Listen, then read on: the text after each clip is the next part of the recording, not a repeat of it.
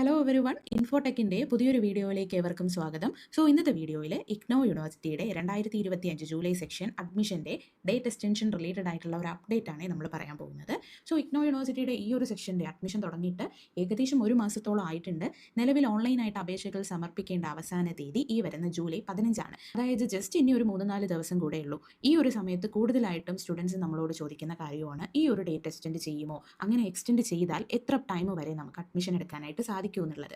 ഇതിന് പ്രധാനപ്പെട്ട കാര്യം, പല സ്റ്റുഡൻസിന് degree certificate, professional certificate, mark list എന്നിവ കിട്ടിയിട്ടില്ല.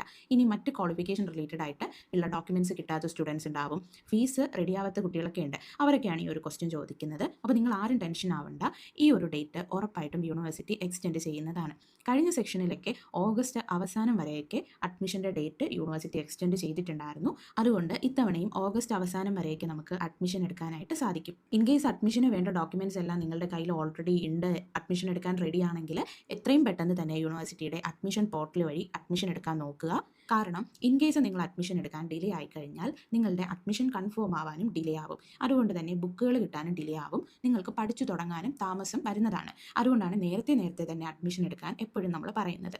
എല്ലാ തവണത്തെയും പോലെ ഇൻഫോടെക് ഇത്തവണയും ഇഗ്നോ യൂണിവേഴ്സിറ്റിയുടെ കംപ്ലീറ്റ് അഡ്മിഷൻ അസിസ്റ്റൻസ് പ്രൊവൈഡ് ചെയ്യുന്നുണ്ട്. അപ്പോൾ അഡ്മിഷൻ എടുക്കാൻ താല്പര്യമുള്ള സ്റ്റുഡൻസിന് വീഡിയോയിൽ കാണുന്ന നമ്പറിൽ വാട്സ്ആപ്പ് മുഖേന ഞങ്ങളെ കോൺടാക്ട് ചെയ്യാവുന്നതാണ്. ഇന്നത്തെ വീഡിയോ യൂസ്ഫുൾ ആയെന്ന് പ്രതീക്ഷിക്കുന്നു. യൂസ്ഫുൾ ആയെങ്കിൽ വീഡിയോ ലൈക്ക് ചെയ്യുക, ചാനൽ സബ്സ്ക്രൈബ് ചെയ്യുക. മറ്റൊരു വീഡിയോ ആയിട്ട് കാണുന്നത് വരെ ഗുഡ് ബൈ.